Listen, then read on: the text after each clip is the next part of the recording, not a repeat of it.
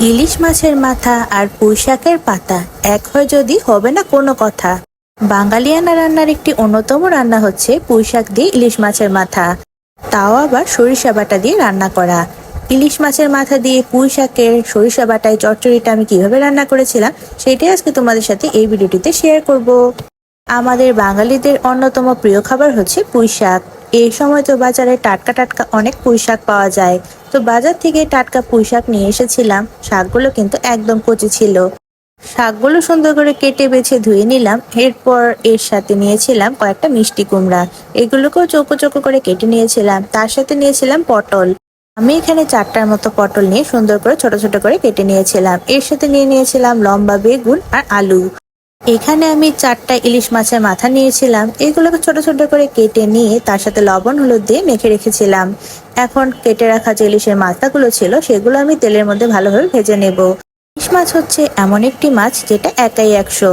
এটা যে কোনো রান্নার স্বাদ অনেকাংশে বাড়িয়ে দেয়। সেটা পুঁই শাক হোক বা অন্য কোনো শাক, খেতে কিন্তু অনেক বেশি ভালো লাগে। সবগুলো ইলিশ মাছের মাথা আমি এখানে উল্টো পাল্টো করে লাল লাল করে ভেজে তুলে নিয়েছিলাম। এখন মেন রান্নাটা শুরু করা যাক। এর জন্য কড়াইতে আমি অনেকটা পরিমাণে তেল গরম করে সেটার মধ্যে ফোড়নে দিয়েছিলাম শুকনো মরিচ, তার সাথে তেজপাতা আর কালো জিরা। ফোড়নগুলো ভালোভাবে একটু ভাজা ভাজা করে নেওয়ার পর এতে আমার কেটে রাখা বেগুন আর আলুগুলো দিয়ে দিলাম। বেগুন আর আলুগুলো তেলের মধ্যে ভালো করে লাল লাল করে ভেজে নিতে হবে। ভাজার সময় আমি এতে কেটে রাখা যে পটলগুলো ছিল সেগুলো দিয়ে দিলাম। বেগুন, আলু আর পটলগুলো লাল লাল করে ভাজা হয়ে গেলে এতে আমার কেটে রাখা যে মিষ্টি কুমড়োগুলো ছিল সেগুলো দিয়ে দিলাম। সবগুলো একসাথে খুব সুন্দর করে তেলের মধ্যে বেশ কিছুক্ষণ ভাজা ভাজা করে নিতে হবে। আর এখানে আমি যে পুঁইশাকগুলো বেছে রেখেছিলাম সেই পুঁইশাকগুলো এরপর এতে দিয়ে দিব। শাকগুলো অনেক বেশি ফ্রেশ ছিল, তার সাথে শাকগুলো কচি ছিল, তাই সেদ্ধ হতেও তেমন একটা সময় লাগবে না।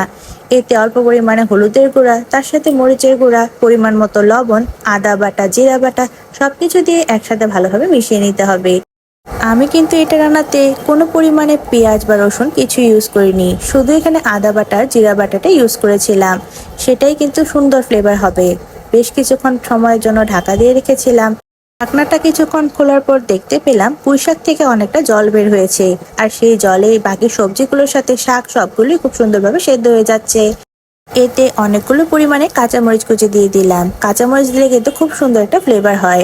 সেই সাথে ভেজে রাখা ইলিশ মাছের মাথাগুলো দিয়ে দিলাম। সবগুলো বেশ কিছুক্ষণ নাড়িয়ে চাড়িয়ে উপর থেকে আমি 2 চামচের মতো সরিষা বাটা দিয়ে দিলাম। ইলিশ মাছের মাথাটার সাথে পুঁই শাকটা খুব সুন্দরভাবে ভালোভাবে মিশে গিয়েছিল। সেই সাথে সরিষা বাটাটা ইউজ করার কারণে খুব সুন্দর একটা গন্ধ বের হচ্ছিল। কারণ সরিষা বাটা আর ইলিশের কম্বিনেশনটা এমনিতেই অনেক বেশি মজার। সরিষা বাটা, তার সাথে ইলিশ মাছের মাথা সবকিছু পুঁইশাকের সাথে ভালোভাবে মিশিয়ে নেওয়ার পর বেশ কিছুক্ষণ সময়ের জন্য ঢাকা দিয়ে রেখেছিলাম। আর জলটা খুব সুন্দরভাবে শুকিয়ে গেলে সবগুলো সবজি ভালোভাবে সেদ্ধ হয়ে যাওয়ার পরে কিন্তু আমার ইলিশ মাছের মাথা দিয়ে পুঁইশাকের চচ্চড়ি একদম রেডি।